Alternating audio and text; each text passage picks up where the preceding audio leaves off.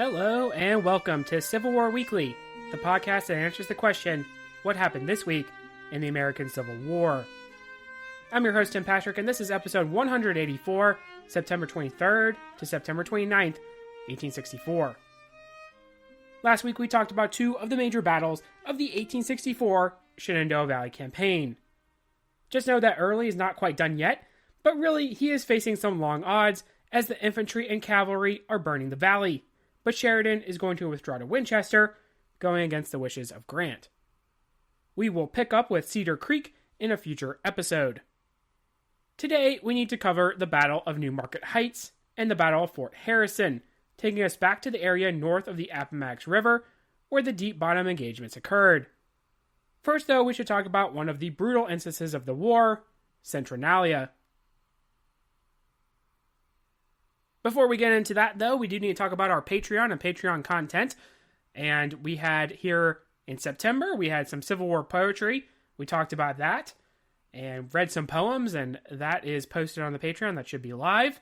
And here as we get into October, we're actually going to turn back the page a little bit. And we had the Battle of the Crater, and in our narrative, of course, here in July of 1864. And we are going to do a picture slideshow showing the modern day battlefield of the Crater, right? We did our Cold Harbor episode. That was a movie review that depicted those actions in the early part of that film. But now we also have a picture slideshow to go with that as well. So figured I didn't want to overload on the Crater there in the Patreon, but that's going to show you what it looks like on the modern day battlefield. So if that sounds like it would interest you, any of our movie reviews, any of our memoir reviews, picture slideshows, of course, there is a link to the Patreon in the show description. And those proceeds do go toward the general upkeep of the show. Centralia is going to be an action conducted by Bloody Bill Anderson in connection with Price's Missouri invasion. Now we will cover the Sterling Price operations in full in a future episode, but in preparation of his moves, he would encourage guerrilla operations. Now, to be fair, it has been relatively quiet in our story since Lawrence, but there would be additional activity, and this was seen as a good chance to get even. Anderson would be on the warpath, capturing and executing several soldiers and black teamsters as a retaliation for the execution of some of his men on the 23rd. On the 27th, Anderson and 80 guerrillas, including the James brothers and Cole Younger, would arrive at Centralia, Missouri, which is a little north of Columbia and in between Kansas City and St. Louis. The town would be seized, including some alcohol, which is never going to be a good thing when we're talking about these guerrillas and these irregular troops. A train would be arriving into the city, which included some 27 soldiers going home from the Atlanta campaign. Anderson would capture the train, stopping it and then removing the soldiers. He would spare one sergeant but execute the rest, the guerrillas actually scalping several of the corpses. Major Andrew Johnson would lead some 146 men of the 39th Missouri Mounted Infantry in pursuit. Anderson would plan for a trap, luring the Union forces in. The inexperienced infantry would dismount and approach what they figured to be only part of the command, the rest having scattered. As they drew in with their infield rifles, they would be charged, hit in the flank by mounted guerrillas armed with their pistols. 123 of the 146 would be killed in the brief fight. Much like with Lawrence, the result would be an increase in federal presence in the area. Now, as events will unfold, we will talk about how Price is going to raid into Missouri. It's stylized kind of as an invasion, kind of as a raid, because he's doing it mostly with mounted men. This is not necessarily a negative for him, because he wants to make sure that the Union troops in Missouri are on their heels, right? And if there's a lot of guerrilla activity, that means there's less troops that can engage him. But as we will see, it's not really going to work quite the way that Sterling Price is going to want. We have an account of the only survivor of the raid from the train, Sergeant Goodman of the 1st Missouri Engineers. It is fairly lengthy, but it's going to paint a picture, and I think it goes really well also with our talk about guerrillas. We did a guerrilla episode a while back, and they are interesting individuals, and it's an interesting snapshot into this side of the war that you probably have not heard too much about. We're actually going to jump right here in relatively the middle of the action. Our boys had collected about the center of the car, and apparently looked as though they intended resistance to this demand. Some of the guerrillas continued, "Surrender quietly, and you shall be treated as prisoners of war." One of the boys answered, "We can only surrender as we are totally unarmed." In a moment, changed with the spirit of our conquerors. The olive branch of peace, the protestations of humane treatment were withdrawn, and learning our defenseless condition, these half-coward wretches of the moment before became the lawless freebooters, the inhuman monsters rumor had always designated them. For each guerrilla to single out his man, threaten to present his weapon, and demand the life or money of his powerless victim was but the work of a moment. An evidently prearranged matter, so quickly and quietly was it done. Not one man escaped, so systematic was their plan, and so eager their greed for plunder. We had escaped with this. How much of grief and sorrow would loved ones have been spared? The worst, however, was yet to come. When we were to fall into line, our hearts were filled with vague apprehension of their purpose. And were we to strip off our clothes, these suspicions became certainties, and we began to contemplate the king of terrors, death, as perhaps our speediest deliverance from a worse fate. The fatal line was formed. 27 soldiers, unarmed, defenseless men, were arraigned before this tribunal of demons to expiate by death a crime no worse than loyalty to their native land. History has no parallel to the monstrosity of the conception of the act, much less its execution. But, thank God, honor and loyalty are brave words. Aye, cheering words, even in the hour of death. Men great, men and good have died for the love of them. But search where you may, in history or in fable, and it will be found difficult to produce a single instance where men prepared for certain death so calmly as those brave men. No emotion, no faltering, no entreaty, only the fixed determination to meet cruelty by sublimity, and in presence of devils to die like gods. The line was formed and ready. Stripped of all save their underclothing, the men awaited calmly the fatal signal, the last sound that would greet their senses on earth. You may imagine the thoughts occupying their minds, the emotions playing in their breasts. How different all these men from anticipation of yestereve. For a moment now total silence ensued around the doomed men. Faces surrounded us gleaming with devilish hate or complacent scorn. Few, if any, dared manifest even the expression of sympathy upon their features. Anderson, the chief of the guerrillas, approached the line. The squad of executioners awaited only his signal, and for a few seconds the eye of their chieftain wandered thoughtfully over the doomed men. He suddenly addressed them. "Boys, have you a sergeant in your ranks?" The silence remained unbroken. No one answered from the line. Wilner wondered what his inquiry would lead to. Again the chief repeated his inquiry. Silence, solemn as the grave, pervaded the rank. Once more in a louder tone he asked the question, adding, "If there be one, let him step aside." Almost involuntarily I moved beyond the rank, still wondering what could be his purpose, and fearing to continue longer silent. As I observed the man who had taken my coat approach his chief, I knew the stripes on my sleeve would designate the rank I held. Anderson then came forward himself and directed 2 of his men to take charge of me and remove me from the spot. They at once conducted me to the rear, and I halted there reserved for what fate I could not foretell. There were other men in that doomed line holding the rank of sergeants, and to this day it has been a matter of wonder to me what impulse compelled me to advance. If they thought as I did, as to what the question of the guerrilla chief tended, I can now see and appreciate their object in preserving silence. His object, in the selection of a sergeant from that rank, I then thought was based on a desire to make some special example in his punishment. Hence my silence. Until the moment I saw silence would, perhaps, prove only an aggravation of the punishment designed to be inflicted. I had scarcely stopped at the position assigned me when a volley from the revolvers of the guerrillas in front, a demonic yell from these surrounding, mingled with cries and moans of the pain and distress from my comrades, smote upon my ear. I turned, and God of heaven, what a sight I beheld! The line had disappeared. Many of my late comrades lay dead around the ground. Others were groaning in agony of their wounds, and others, wounded and suffering, were making a last struggle for existence and seeking to avoid further injury. One brave man, Sergeant Peters, made a desperate struggle for his life and succeeded in felling a number of assailants and obtaining a temporary respite beneath the station office. It was fired at once, and finally by force of circumstances alone, the fiends succeeded in killing their victim. Such a scene as I witnessed then is impossible to describe. The work of death went on, and one by one my brave comrades met their fate, brutally, inhumanly murdered. The flames roared and flashed about the scene of blood, and the dense black cloud of smoke hung around the spot, as though to hide it from the light of day. The guerrillas, with horrid oaths and wild, fierce looks, gloated over the bodies of the slain, or spurred them with their path with brutal violence.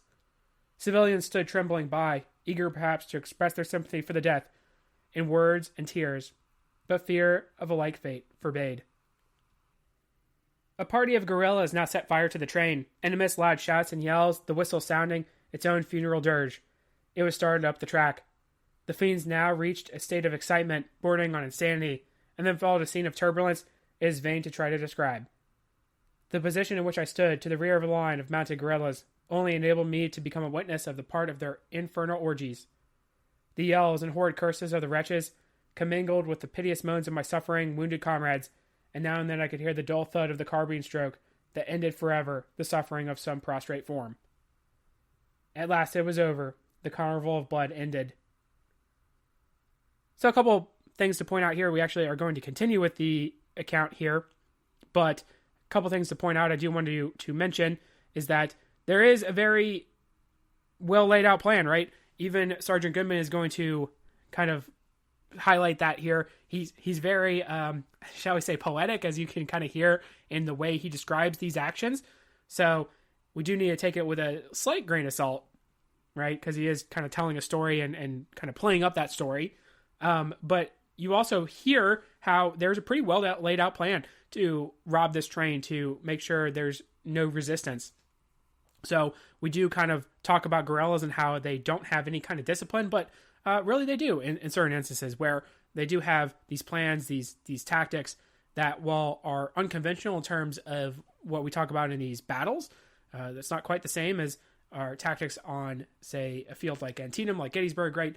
Even our smaller engagements, but it is still thought through nonetheless. There's still actually an idea. It's not just wild violence that is happening. That is not obviously going to go over well, even in these irregular situations. The other thing I do want to point out, and there is kind of this likelihood, and it's hard for Sergeant Goodman to have understood this, is that there is this habit of maybe trying to exchange prisoners, but more than likely, Goodman is correct in his assumption that he wants a sergeant, he wants an officer to have kind of an eye for an eye kind of deal. We talked about how that's kind of in the unwritten code, shall we say, of these guerrillas. Not necessarily the rules of war for them, but certainly unwritten, in that if you are going to hang a guerrilla, if you are going to execute one, then we're going to do the same thing, if not more so, with a counterpart from the Union side. So obviously it is likely, right, that Goodman had signed up for death in that moment where Bill Anderson wants a sergeant so that he can, if, say, one of his guerrillas is dead, he was worth a sergeant. So there we go. So while that is not to say that the guerrillas never took prisoners, it is very likely that this would have been his fate. So obviously you can see why there was a hesitation there. We reached their camp. It was on the edge of the prairie, where the brush and timber jutted up from the southwest, and had simply been chosen as a temporary spot for stragglers, scouts, and others to assemble during their operations on that day. Their horses were unsaddled and picketed out, while the men threw themselves upon the ground, and in a little while the majority were soundly sleeping away the effects of their inebriation and exciting conquest. I tried to follow their example and courted sleep in vain hope it would bring me some ease of mind and body. The very uncertainty hung about my future, I think, brought with the thought far greater torture of spirit than ever death inflicts. I could not obtain the coveted boon of even momentary forgetfulness in sleep, and I at last began wondering and speculating on the circumstances that could possibly have made the quiet calm host to lay slumber near the incarnate fiends whose deeds of blood I had but lately witnessed. So wondering, I looked upon their chief, and I observed him closely, for I felt a singular interest in the man whose simple word had snatched me from the jaws of death. Can you, pale, sad-looking man, be this fiend in human shape? It is possible from evidence I cannot dispute, and yet to study that face now, in its passive mood, it looks not like one to be feared, for the sad expression of those eyes indicates a different character than is generally attributed to this notorious guerrilla chief. Mercy may dwell within his heart, and circumstances, whose cruel hand often wraps and destroys the best of natures, may have had much to do in making this man a living exemplification of the couplet. Man's inhumanity to man makes countless thousands mourn. William T. Anderson, the leader of the most bloodthirsty and inhuman gang of wretches that ever infested Missouri, was a man about 5 feet 10 inches in height, round and compact in form, slender in person, quick and lithe in action as a tiger, whose nature be at times possessed. His complexion naturally was soft and very fair, but had taken a tinge of brown from his exposed manner of life. His face was in no sense attractive or winning, neither was it repulsive. It only left you wondering what manner of man it mirrored to your view. His eye, said to be the index of character, portrayed not his. It was unfathomable.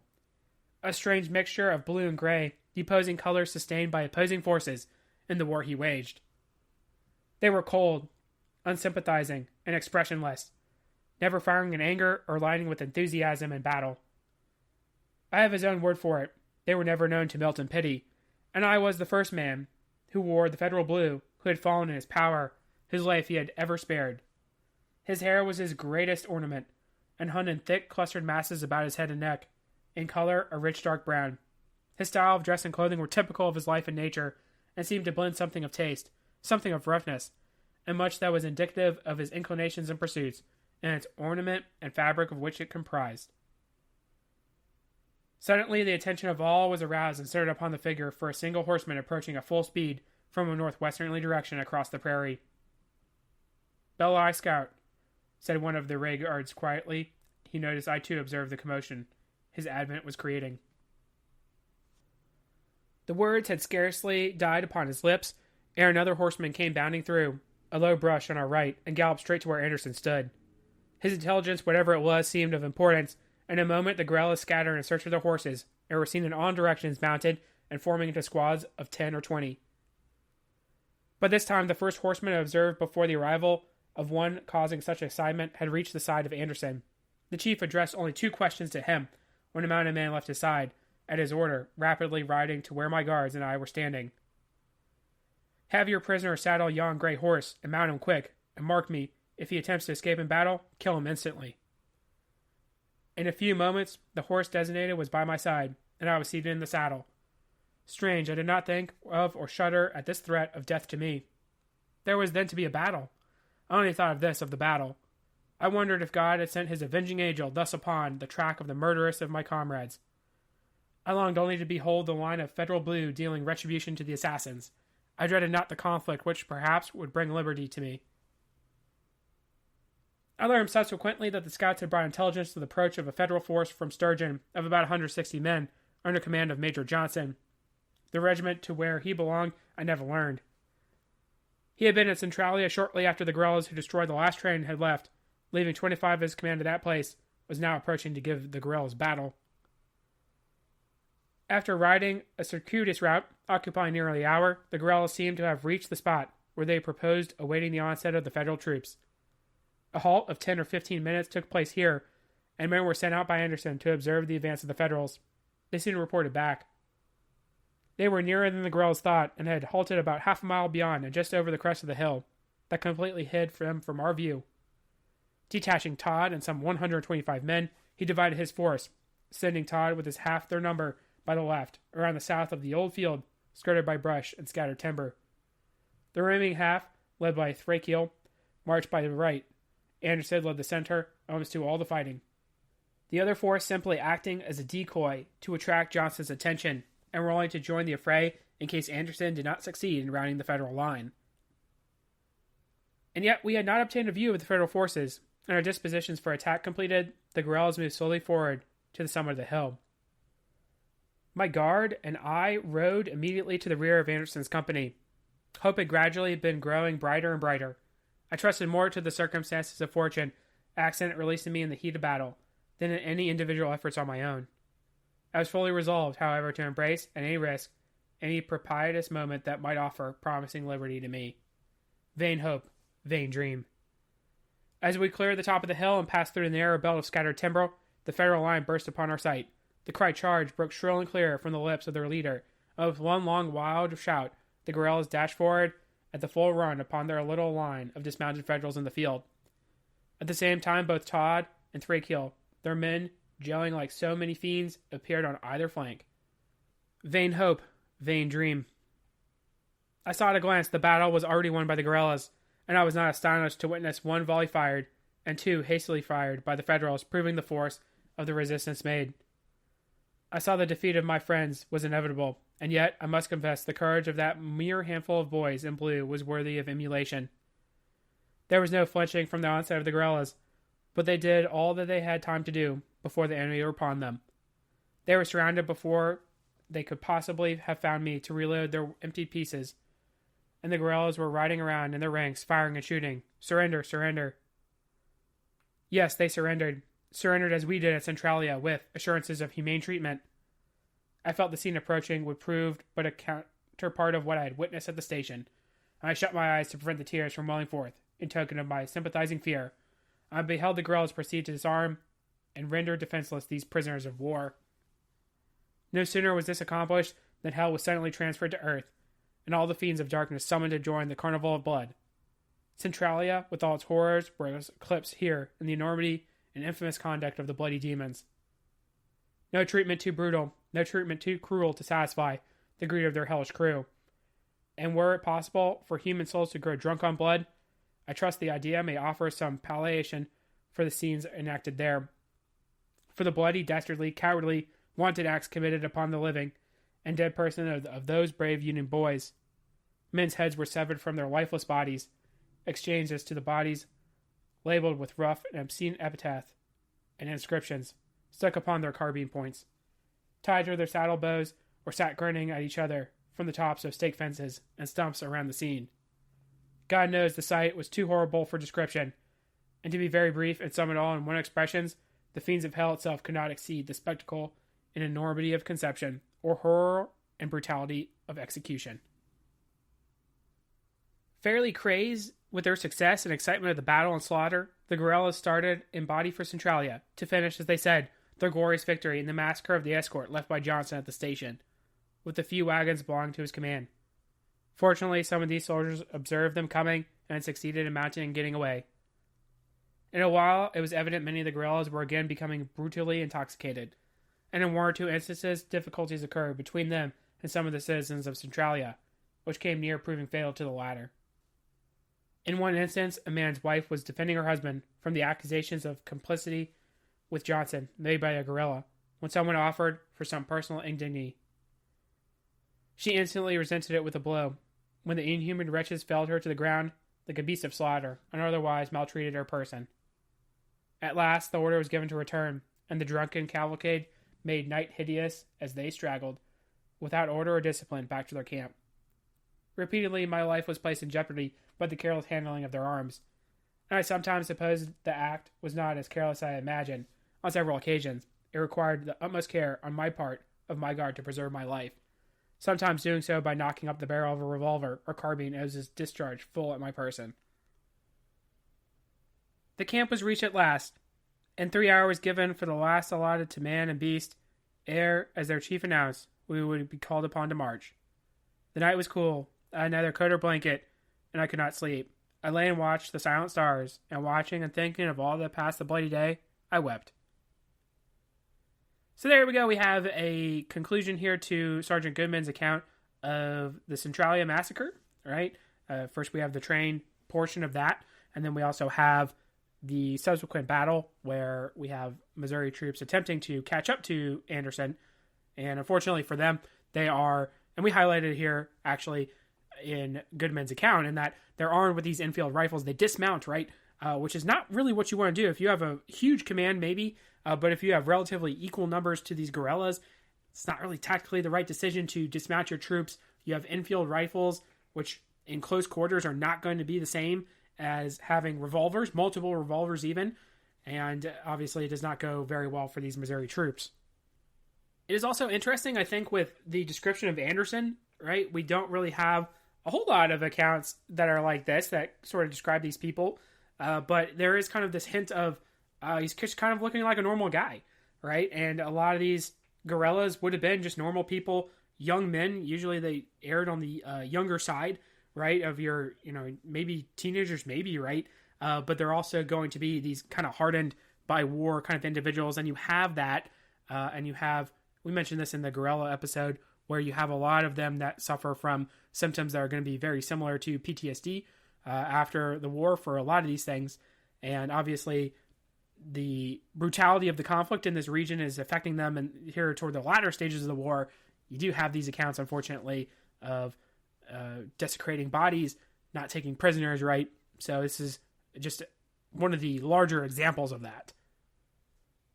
Like I said in the beginning of this account, though, there is going to be this emphasis on Sterling Price and his raid and coming into Missouri.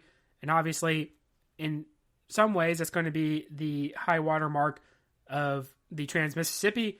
It's going to be kind of the sort of the end, beginning of the end of these guerrillas as well.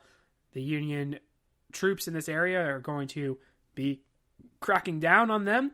And obviously, it's the same kind of reaction as Lawrence, where there's going to be more emphasis on making sure that they are stripped away from any resources, and there's more harsher penalties for them as well. Same kind of deal is going to happen here after Centralia. When we last left off in Petersburg, we had fought several battles to get at the Weldon Railroad. While the Confederates did see some setback, in general, they were getting the better of the depleted 5th and 2nd Corps. Remember that Grant is going to keep trying to poke at the flanks of the rebels, whether the Weldon Railroad or maybe get at Richmond across the Appomattox River. If the city is not captured, maybe the Central Railroad would be cut, making it so Early could not get back to Lee quickly. Additionally, Grant was starting to realize he could potentially look abroad to eliminate the rail lines coming into the city. If he sends a force to Cape Fear and takes out Wilmington, this could expedite the fall of Petersburg. In late September, there was the right intelligence that would indicate an attack might be in the offing. Elizabeth Van Lew is still communicating with Benjamin Butler, the Union spy having made a relationship with Butler back in 1863. Grant would instruct Benjamin Butler to focus on the north of the river, while Meade attacked the south. Birney, still at the head of the 10th Corps, and O.C. Ord, now leading the 18th Corps, would launch across the river. Ord would head for the defenses of Chaffin's Bluff, and Birney would move to Newmarket Heights. Remember, there were 2 strong positions in the Confederate lines, but it was also lightly defended. Lee is constantly having to move troops in a kind of shell game. The Texas Brigade was still there, but again very depleted in manpower. There are a couple thousand militiamen who are untested, the total strength estimated as less than 10,000 total to meet the enemy. Grant also draws off rumors that Lee might be evacuating Petersburg. While this was probably more wishful thinking, Early has been thrashed twice by Sheridan at this point, and deserters are telling of the thin amount of men in the defenses, so it's logical that Grant would conclude a push might bring about the collapse of Lee. September 29th would be the day of the attack. Birney would move across at Deep Bottom with an additional division of United States colored troops attached to his command. George Stannard, whose Vermonters were one of the key units at Gettysburg, would be tabbed with leading the assault. His division would be followed up by Heckman's in the Chaffin's Farm region. Specifically, they would be attacking Fort Harrison, a particularly strong work with heavy artillery. Stannard would object to his division being the one in the first to breach, but dutifully set about the business of getting his men ready. 2 regiments, the 116th New York and 10th New Hampshire, would be given Spencer repeaters that morning and thrown out as skirmishers. The Union troops would have to cross over almost a mile of open ground, however, meaning this was going to be a tough task indeed. Defense in the area for the Confederates, though, was light. The brother of Walter Taylor, Adjutant General for Robert E. Lee, would be commanding in the fort itself. He would quickly scramble for reinforcements, the center of the line being quite vulnerable. John Gregg and his Texans, although about to face Birney on the Newmarket Heights, would send Virginia reserves to him. So dire the situation would prove to be. The Union troops would take on heavy casualties as they advanced across the open ground. Canister and solid shot would tear through the ranks. One New Hampshire soldier would recall, "As we were advancing during the assault, a shot from it had plunged into our column to my left, and I watched the rebel gunners as they reloaded it. Saw them step back, and pull a puff of smoke as the lanyard pulled. I was exactly in line, and in the center of the flame there seemed to be a little black ball coming directly toward me. I gave a warning cry and sprang to the right, a thing that I could easily do, then in the line of file closers. And a moment later, Reuben L. Wood, a recruit in Company G, who was directly in front of me when the gun was fired, was struck squarely in the center of his body, the shell passing through him and flying on its way. Strange to say, the shell did not knock him over or backwards, but cut a round hole in the back of his overcoat. And so true and clean was the circle cut that apparently there was not a fragment of the cloth, half an inch in length, left projecting into it. He fell on his left side, terribly perforated. Fortunately for the attackers, they were able to gain a small rise where they could find cover before moving into the fort itself. The rebels had not sloped the works, so that the guns could not suppress and fire into the enemy. From this position, the Federals stormed the walls and engaged in hand-to-hand fighting with the artillerymen inside. Captain Cecil Slay of the 58th Pennsylvania would recall. The first 2 men of the brigade who mounted the parapet were Billy Burke of Company B, 58th Pennsylvania, and I. We climbed up high enough to look over and see a number of men standing ready to fire, when a shot struck Billy across his forehead. He fell over against me, and we both rolled back into the ditch. The blood ran into Billy's eyes, so that he could not see, and then I took from him the blue state flag of the 188th Pennsylvania, which he had carried, and when we first climbed the parapet. I received 2 wounds while on the parapet, and I jumped down onto the banquette, a third. I stopped Sergeant Nathaniel McCowan of Company B, 58th Pennsylvania, and asked him to cut off my gloves and sleeves to see how much damage had been done. While he was doing that, I stood the flag against the parapet. I carried in the first color. Clay would lose his arm, but he would be awarded the Congressional Medal of Honor. Quite a few officers had been taken out during the assault.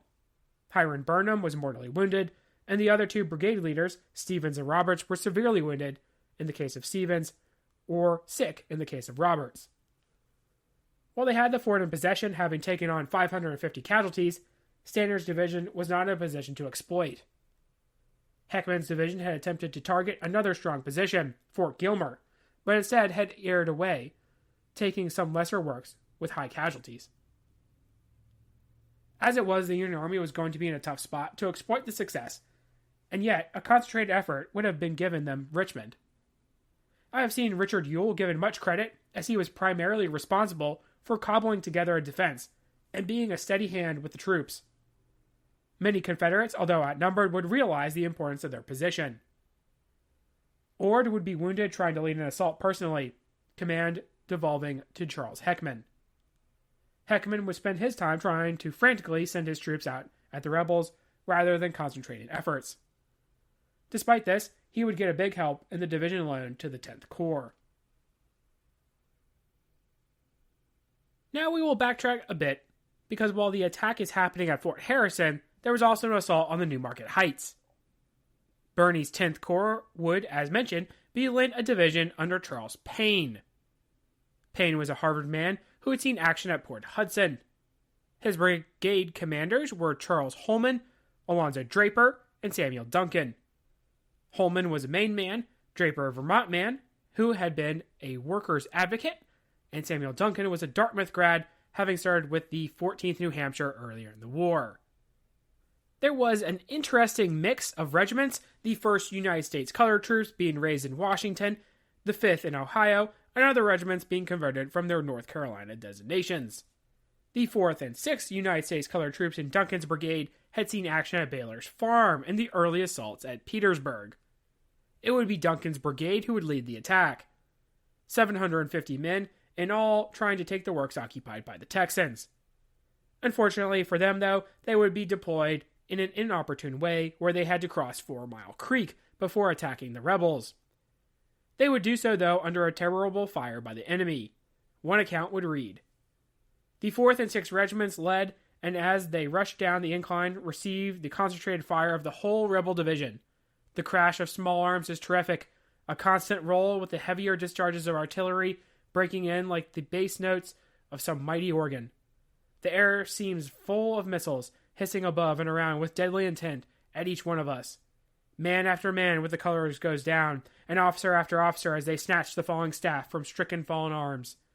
Those shouts and cries, with deep, drawn breath and gasps and choking heart throbs, we plunge on and on, men dropping silently or thrown whirling or doubled up as they were struck. Now we reach the brook and are tearing our way through the brush. What wild music the bullets sing as we force our way along.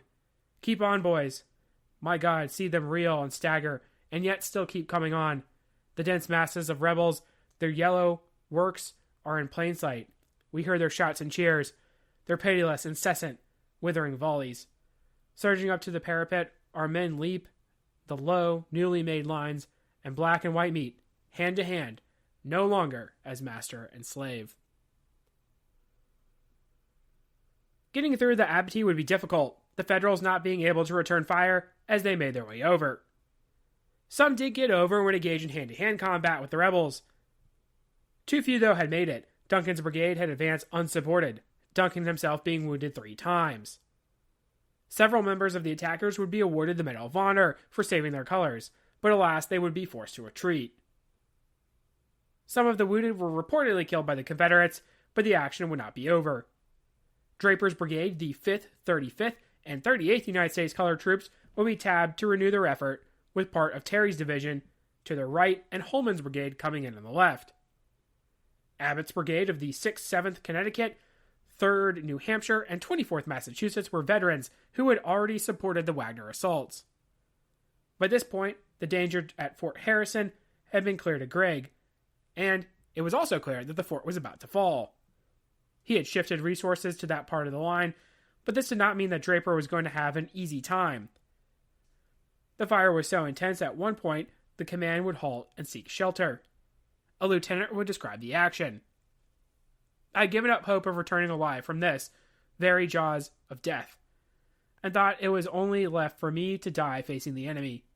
The utter hopelessness of succeeding pervaded in the mind of every man when they had time to think. I did not lie down, as that position offered no security, and I seen the companies one by one commencing on the left to rise to their feet and run a few yards, and then, as if recollecting themselves, walk deliberately from the field. I seen a man of my own company get up, step out a dozen yards in front of the line, and coolly fire his piece at the enemy, then slowly follow the company from the ground. I seen a sergeant who had received 3 different wounds crying because the battalion would not go farther. I seen men tenderly and slowly carrying their wounded captain off that field of death, and also their wounded comrades, from where the delay was almost madness. I seen all this and more, and no man dare hereafter say aught in my presence against the bravery and soldierly qualities of the colored soldiers. After navigating the abattis, the troops would move into the works, successfully capturing Newmarket Heights at a great loss. During the engagement, 14th United States Colored Troops soldiers and 2 white officers would be awarded the Congressional Medal of Honor. But the battle for Chaffin's Bluff would not be over yet. Fort Gilmer would be still in rebel hands, something that could have been rectified with early direct action instead of the pell-mell attacks that Heckman launches after the initial successes. As it was, Robert Foster would be tagged with attempting to take the imposing work. His troops would see difficulty and heavy firing from the Confederates. The Texas Brigade had shifted here earlier, and Law was on the way with a brigade with Field's division. Confederate artillery were combined with support from their gunboats, which was also strong. William Birney's brigade would then be tabbed with an attack on the fort. This would include an unfortunate misunderstanding of orders by the colonel of the 7th United States Colored Troops. Instead of the entire regiment attacking, Colonel James Shaw believed he was only to send 4 companies.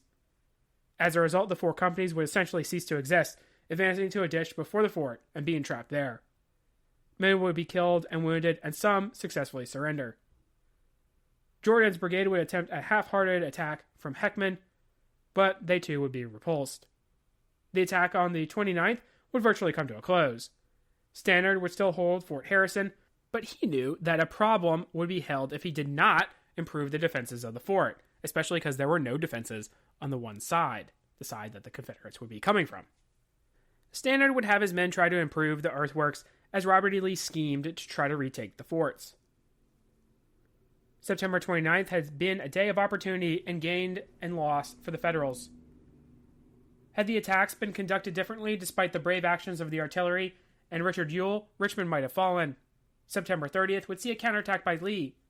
Field's division would contribute Bratton and Tig Anderson, leading the way, hoping to coordinate with Robert Hoke's division. Anderson's men were to advance and lie down, waiting for Hoke's men to catch up. They would be striking the rear of Fort Harrison, the weakest part of the Federal center. Stannard still holding with Heckman to his left and Payne to his right. Anderson's men would not wait for their comrades, though, and attempt to push on to the fort. Bratton and Bowles' brigades were forced into action as a result, with Hoke's men not attacking on time. As a result, all the Confederate efforts would be repulsed. Stannard would be wounded in the action, which would claim his arm. The Union troops would hold, though, Lee disappointed at his army's lack of offensive capability. Chaffin's Bluff in total would see over 3,000 Federals become casualties compared to 2,000 Confederates. A large part of these casualties would be actually on the 30th. Better operational control might have seen gains for the Federals. For the Confederates, you probably don't have much of a missed opportunity. Better execution might have regained Fort Harrison, but it is and would remain in Federal hands. Renamed Fort Burnham for the fallen officer. So we're going to go ahead and call today to a close. We had the massacre at Centralia, described by an eyewitness. This longer account, I think, is very important to understanding that event. Battles have been fought at Chaffin's Bluff and New Market Heights. The Union Army will see some gains, but overall, the offensive action in this region is going to die down. Next week, we will see what Meade does on the other end of the line. We are also going to travel to Southwest Virginia for a battle with an unfortunate aftermath, the Battle of Saltville. If you like what you hear, please make sure to leave a review. Posted in the description should be a link to the website, as well as Patreon information. Support for the general upkeep of the show is greatly appreciated. Feedback's always welcome. Questions, comments, concerns. The email is cwweeklypod@gmail.com. Thank you so much for listening, and have a great week.